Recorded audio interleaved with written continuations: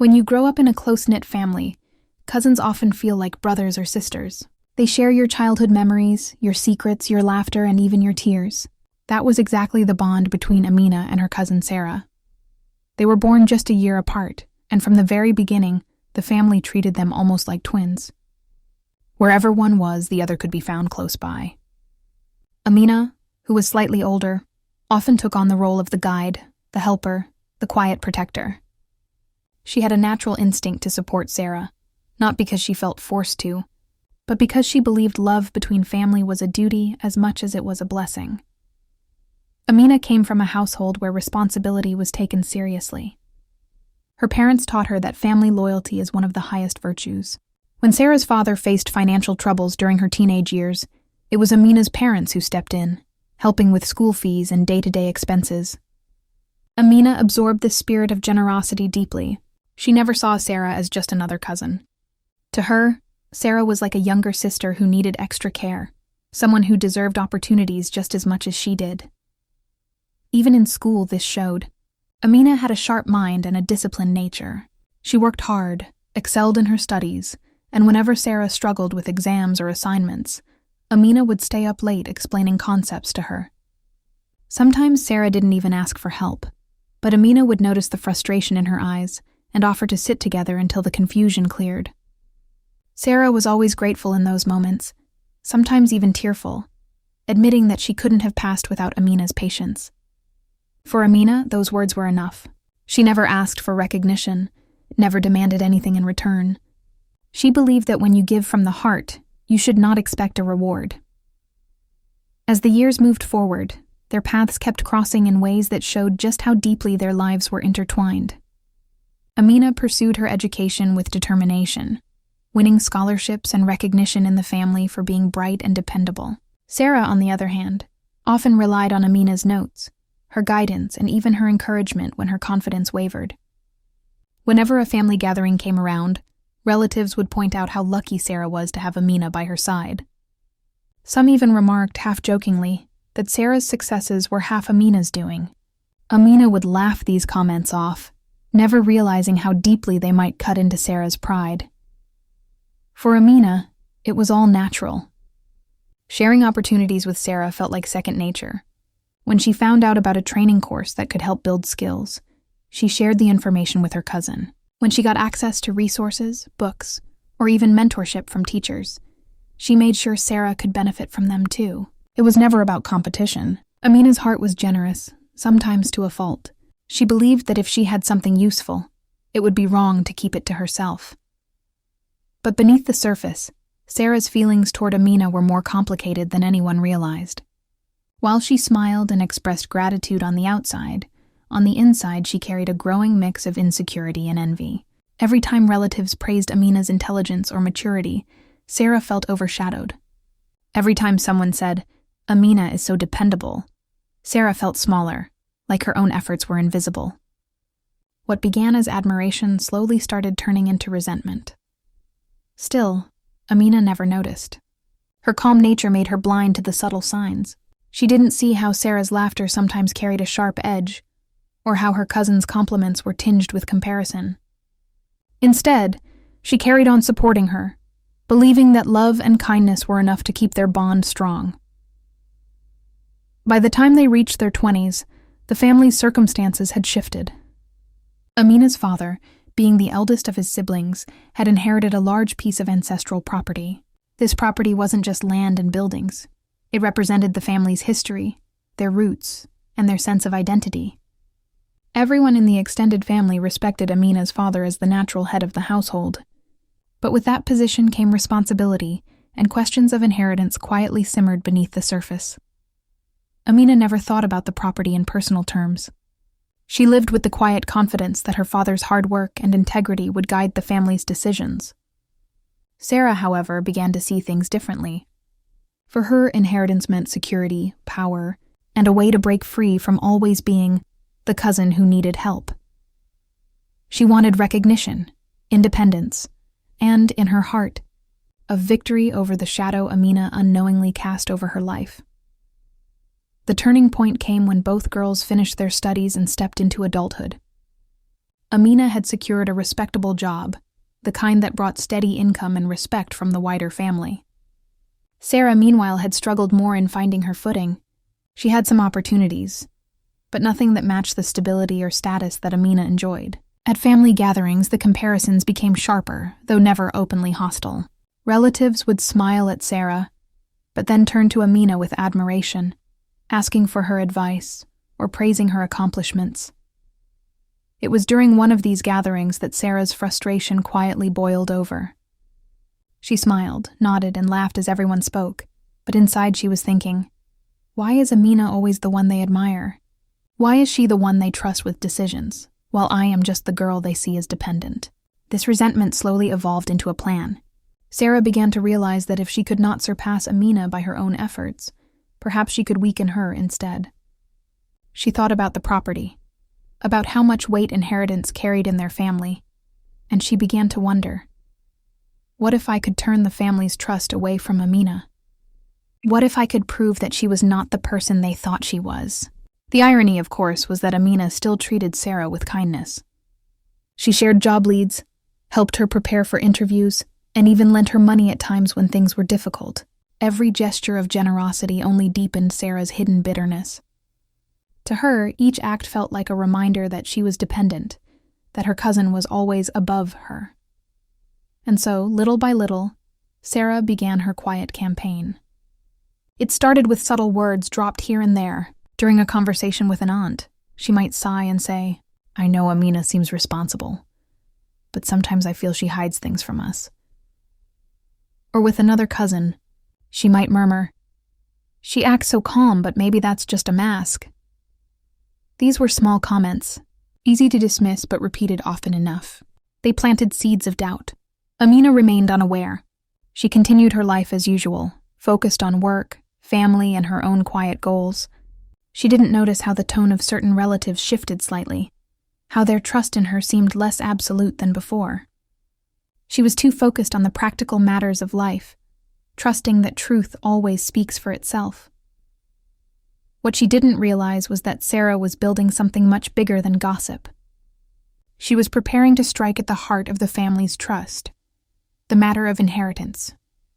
For months, Sarah quietly gathered small pieces of information, twisting them into stories that painted Amina as selfish, even manipulative. She whispered that Amina wanted the property all for herself, that she looked down on others, that her calm exterior was just a cover for ambition. By the time Sarah's story began to solidify, some family members were already beginning to wonder if perhaps they had been too blind in their admiration for Amina. It was a betrayal that cut deeper than anything Amina had ever imagined possible. But at this stage, she still didn't know the full extent of it. All she knew was that the cousin she had supported like a sister was quietly pulling away, becoming more distant, more cold.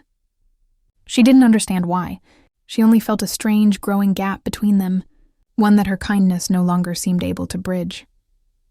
And so, without realizing it, Amina was walking into the storm that her own cousin had been preparing all along. The shift within the family did not happen all at once. It was slow, almost invisible at first, like a small crack that spreads silently through glass until suddenly the entire surface shatters. Amina, calm and trusting as always, did not recognize how the mood of her relatives was changing. She only noticed tiny differences. An uncle who once sought her opinion on family matters now spoke more often to Sarah. An aunt who once praised her at gatherings now gave her guarded looks, as if testing her character. At first, Amina brushed these changes aside. She told herself that families are complex, and people's attitudes shift for reasons that have nothing to do with her. She believed in patience, in giving others the benefit of the doubt. But underneath, Sarah's work was showing its effect. By weaving subtle doubts, she had created a narrative that Amina was not the generous cousin everyone thought, but someone secretly ambitious, waiting for her chance to take everything for herself. These lies did not need to be loud. They just needed to be repeated often enough to feel believable.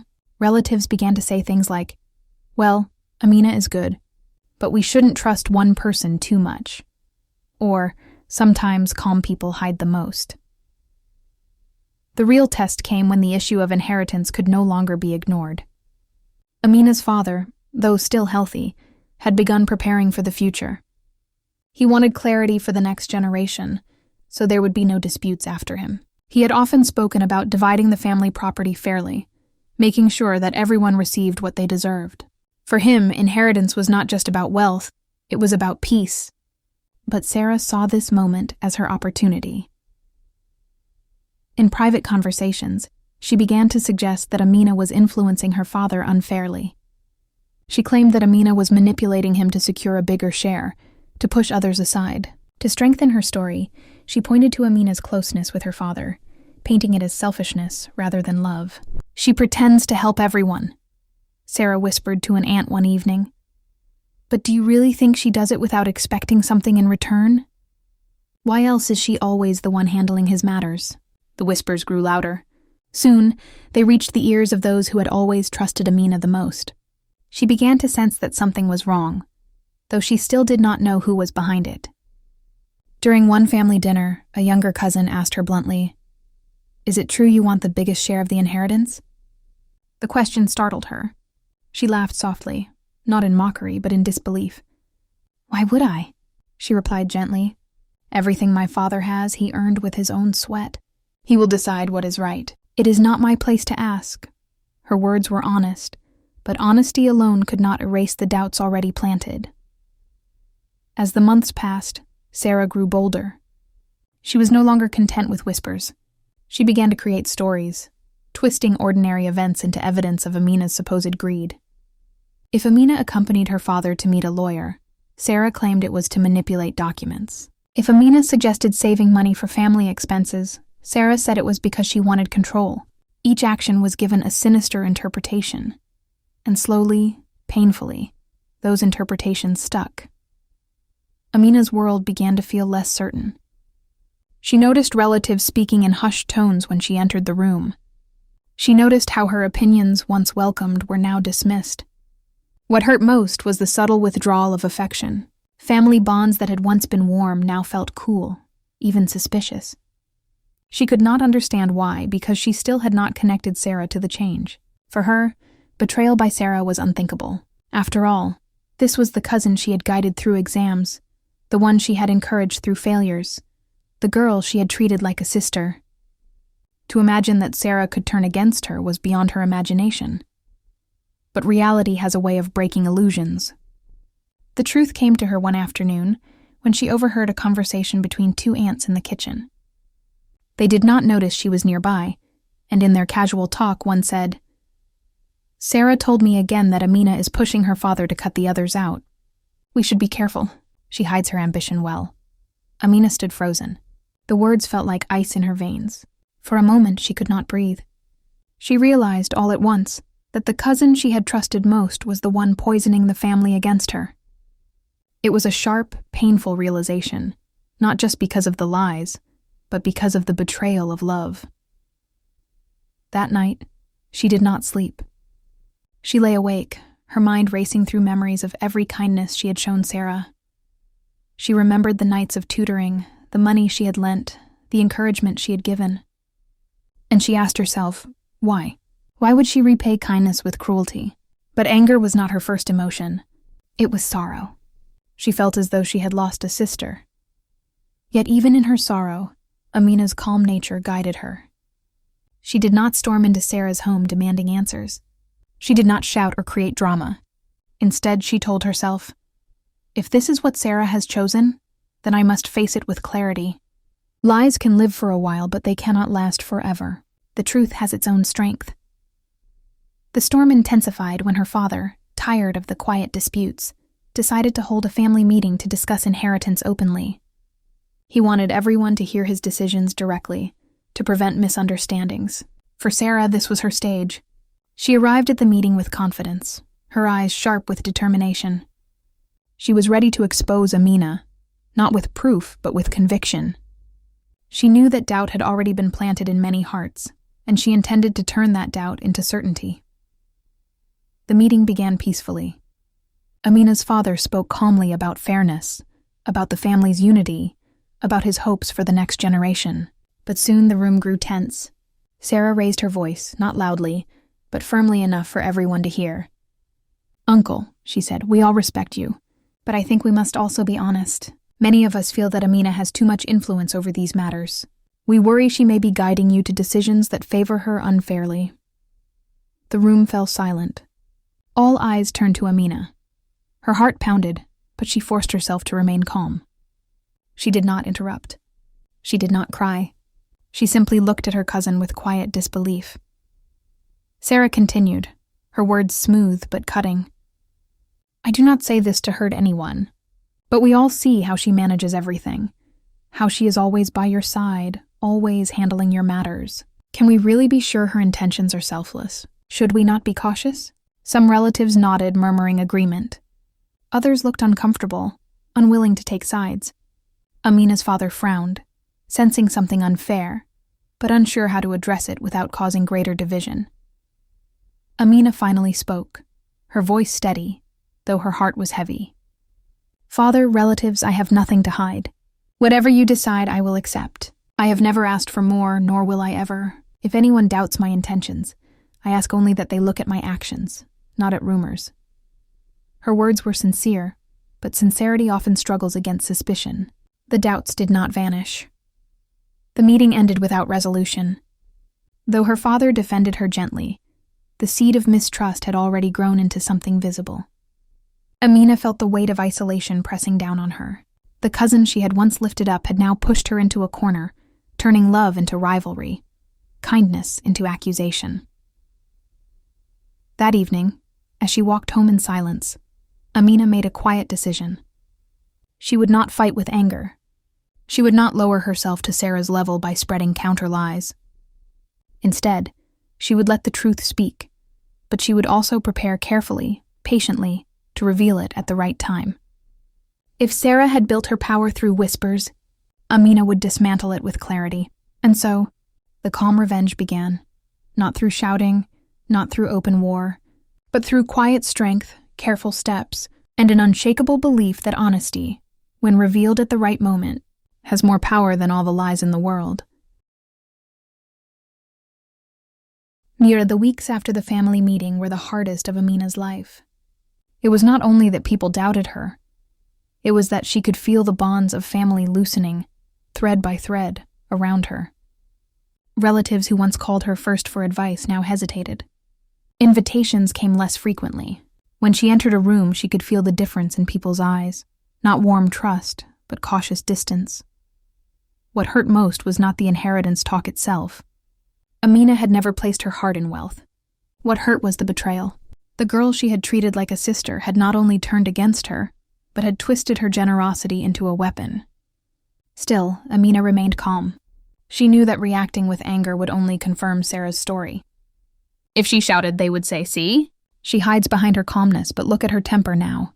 If she accused Sarah directly, it would look like desperation. So she chose a different path. She reminded herself of her father's teachings. Truth may walk slowly, but it does not lose its way. Lies may sprint, but they stumble when the truth finally catches up. With this thought, she began preparing, quietly and carefully, for the moment when Sarah's web of deceit would reveal itself. Amina's first step was observation. She began to listen more carefully in family gatherings, paying attention to how Sarah spoke, what she emphasized, and who she whispered to. She noticed that Sarah repeated the same story in slightly different forms to different people, sometimes suggesting Amina was influencing documents, sometimes claiming she wanted the entire house, sometimes saying she looked down on poorer relatives. Each version had just enough detail to sound believable, but none of them had proof. Amina also noticed something else. Sarah had grown confident. She had tasted the power of controlling the family's opinion, and it made her careless. She began speaking more openly, forgetting that the more you lie, the harder it becomes to keep every detail consistent. Amina quietly stored these observations in her memory. Meanwhile, Amina continued her life as normally as possible. She went to work, supported her parents, and even helped relatives who doubted her. She never allowed bitterness to show on her face. If someone confronted her with suspicion, she simply smiled gently and said, "Time will show what is true." This calmness unsettled Sarah. She had expected Amina to panic, to defend herself wildly, maybe even to lash out. But Amina's composure made Sarah uneasy, even as she pretended to be confident. The real test came a few months later, when Amina's father decided to formalize the inheritance with written agreements. He called another family meeting, inviting not just close relatives but also the family lawyer. His goal was transparency, so that no one could later accuse him of favoritism. Amina quietly knew this meeting would be the stage for truth. On the day of the meeting, the atmosphere was tense. Relatives gathered in the living room, whispering among themselves. Sarah sat with a confident smile, her eyes occasionally flicking toward Amina as if to say, "This is the day you will be exposed." Amina, dressed simply as always, sat quietly by her father's side, her expression calm but watchful. The lawyer began by explaining the property details. Which lands, which houses, what shares could be divided. He emphasized that fairness was the guiding principle. But before he could finish, Sarah raised her voice. "Before we move further," she said, "I think it's important that we acknowledge what many of us feel. We cannot pretend there is no issue. Amina has been far too involved in these matters. How can we be sure the documents reflect fairness and not her influence?" Murmurs filled the room. Some nodded in agreement, others looked uncomfortable. Amina's father opened his mouth to defend her, but Amina touched his hand gently, signaling for him to wait. She rose slowly, her voice steady as she addressed the room. "I have heard these words before," she said softly, "and I understand the doubts some of you carry. I will not ask you to believe me just because of my words. Instead, let us look at facts." She turned to the lawyer. "Sir, may I ask you to explain who has been in contact with you regarding these documents?" The lawyer adjusted his glasses and replied, "Only your father. He alone met me, discussed the terms, and gave instructions. You were never present in those meetings." The room grew quieter. Amina nodded. "Thank you." She then looked around at her relatives. If I had truly been manipulating matters, would there not be some evidence? A letter, a call, a signature. I have none, because I have done none. Sarah shifted in her seat, her confident smile fading slightly. But Amina was not done. She continued, still calm, still steady. "Since we are speaking openly, let us also be open about something else. In these months, many of you have heard whispers, stories about me wanting everything for myself. But ask yourselves this, where did those whispers come from? Did you ever hear them directly from me, or did you hear them from someone else?" There was silence. People looked at each other, uncertain. But one aunt finally said, "Sarah told us." She stopped, realizing the weight of her words. Others nodded slowly. It became clear all at once that the accusations had one source. Amina did not raise her voice. She simply said, "We are family. If anyone doubted me, they could have asked me directly. But instead, we trusted whispers. I do not blame anyone for listening. I only ask now, look at what is real, not at what is rumored." Her father spoke then, his voice firm with authority. "I raised my daughter to be honest. I know her heart. And today, I think we all see who has been truthful and who has been misleading us." Sarah's face turned pale. For the first time, she felt the weight of eyes turning not toward Amina, but toward herself. The same relatives who had nodded along with her gossip now looked at her with suspicion, even disappointment. One uncle asked sharply, "Why would you spread such things, Sarah? Did you think we would not notice?" Another aunt shook her head, muttering, "We trusted you." Sarah stammered, trying to defend herself. "I only said what I thought was true. I only wanted fairness." But her words sounded hollow. She had built her power on shadows, and in the light of truth, those shadows vanished. The meeting concluded with clarity. The lawyer finalized the inheritance according to Amina's father's instructions, fair and balanced for everyone. No favoritism, no manipulation, only justice. Amina's reputation was restored, her dignity shining brighter than before. And Sarah, once so confident, sat quietly in disgrace, her lies exposed for all to see. In the days that followed, the shift within the family was as visible as it had once been invisible. Relatives who had doubted Amina now came to her with apologies, embarrassed by their mistrust. She accepted their words with grace, never holding grudges, never throwing their doubt back at them. She only said, "Let us learn from this. Family should ask, not assume."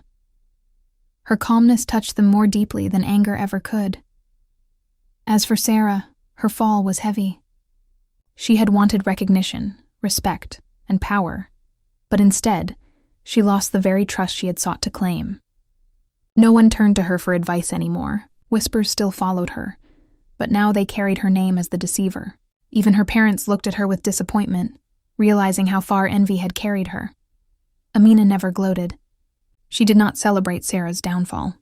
She continued to live as she always had, calm, generous, steady. But in her heart, she knew something had changed forever. She could forgive, but she could not forget. The bond they once shared could not be rebuilt, not fully. Yet she accepted this truth with peace. Some losses, she realized, are part of life's lessons. Her revenge had not been through cruelty or retaliation. It had been through patience, through trust in truth, through calm dignity. And in the end, that was the greatest victory. Because while Sarah's lies collapsed, Amina's character stood unshaken.